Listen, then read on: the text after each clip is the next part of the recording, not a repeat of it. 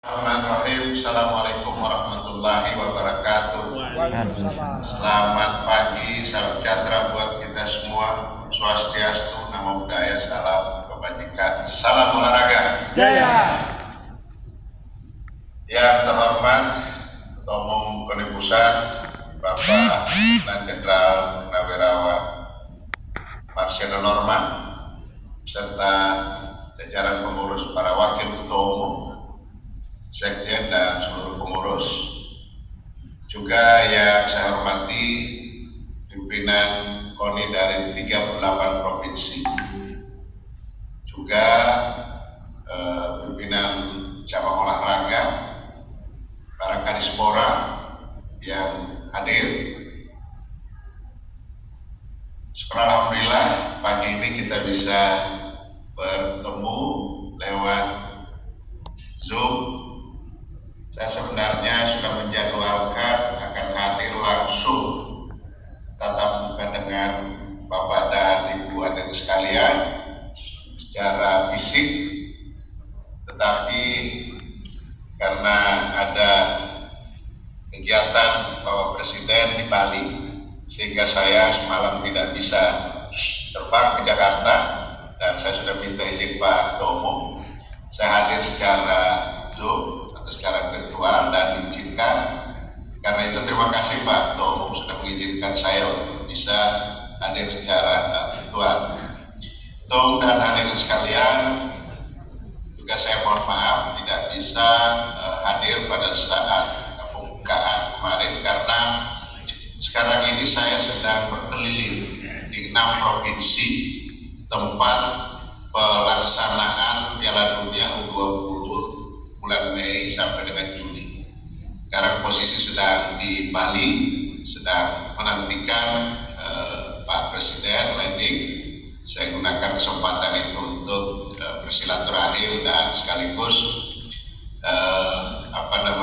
menyampaikan beberapa hal kepada Bapak dan Ibu sekalian dan Ibu sekalian. Ya, saya mengapresiasi apa yang dilakukan oleh KONI Pusat sekarang ini, terutama adalah kerjasama dengan pemerintah, dengan Kementerian Pemuda Olahraga. Minimal selama saya memimpin di Kementerian Pemuda Olahraga hampir 3 tahun setengah ini, tepatnya 3 tahun 4 bulan dan beberapa hari, kita sangat bersinergi dan tidak ada masalah yang tidak bisa kita pecahkan bersama.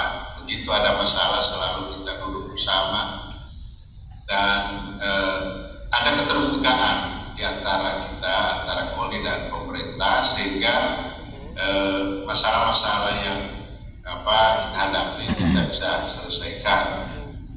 Dan saya merasakan betul bagaimana support atau dukungan dari Pak Ketua Umum serta jajaran KONI Pusat dan juga KONI daerah, sehingga kita bisa melaksanakan apa yang harus menjadi tanggung jawab kita. Saya berharap hal ini juga berlaku di daerah, sehingga kita bisa cepat melaksanakan berbagai program dan kegiatan yang sudah kita rencanakan. Apalagi sejak dibukanya kesempatan bagi pimpinan daerah untuk memimpin KONI melalui Undang-Undang 11 tahun 2022 tentang keolahragaan, saya kira ini harusnya semakin memperkuat eksistensi KONI di daerah. Memang waktu itu ada perdebatan di antara para peserta di panitia kerja antara pemerintah dan DPR, tetapi saya menyampaikan sudah waktunya untuk memberikan kesempatan kepada pimpinan daerah untuk bisa juga mengurusi olahraga, yakni melalui KONI daerah. Dan alhamdulillah pada saat itu sepakat, akhirnya dibolehkan. Kalau yang sebelumnya kan tidak boleh. Yang penting bisa menjaga jangan sampai terjadi konflik of interest antara posisi sebagai kepala daerah dan sebagai pimpinan KONI.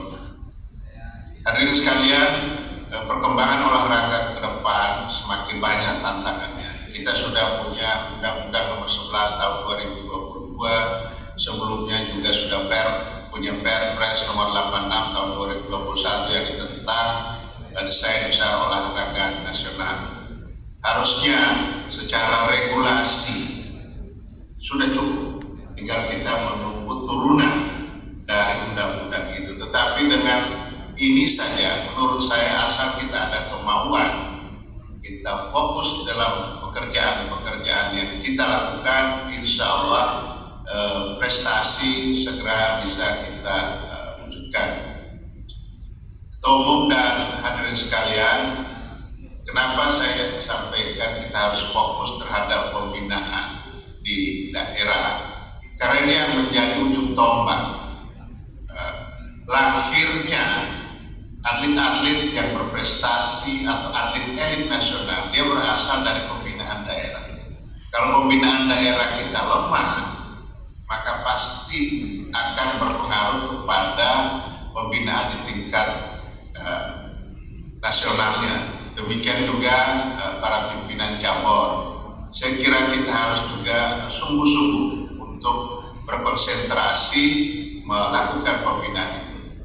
Nah, saya kira saya bersama-sama dengan KONI dan pemerintah daerah untuk melakukan hal ini. Walaupun saya sudah tidak dalam posisi sebagai Menteri Pemuda Olahraga, saya pastikan insya Allah, karena komitmen saya dengan KONI ini bukan hanya urusan kedinasan, tetapi secara pribadi saya dengan Pak Ketum, dengan para wakil ketua umum, Pak Sekjen, saya kira saya akan tetap bersama-sama di lingkungan olahraga. Apalagi saya juga bersama dengan kalau ada ketua KONI DIY, kita kan sama-sama di asosiasi profesor olahragaan. Jadi di APORI. Jadi saya tidak akan jauh dari sini, Pak Ketum. Saya tidak akan jauh, saya tetap memberikan dukungan. Tapi memang saya harus berkonsentrasi untuk melakukan tugas sebagaimana yang diamanatkan oleh Bapak Presiden. Maka akhirnya saya memilih untuk mundur. Tetapi saya tetap masih ada di lingkungan olahraga, berkonsentrasi mengurus salah satu cabur yang memang 70% hasil survei itu sangat digemari oleh rakyat Indonesia.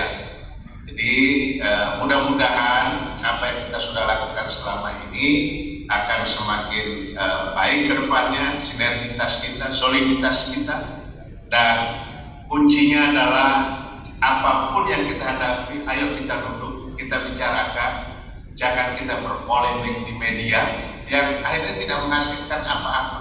Itu yang saya lakukan dengan Pak Marsiano selama ini. Kalau ada apa-apa, beliau telepon, kita ketemu, kita duduk. Alhamdulillah olahraga kita makin baik, pembinaannya makin baik. Saya kira itu saja Pak Ketua Umum dan teman-teman sekalian.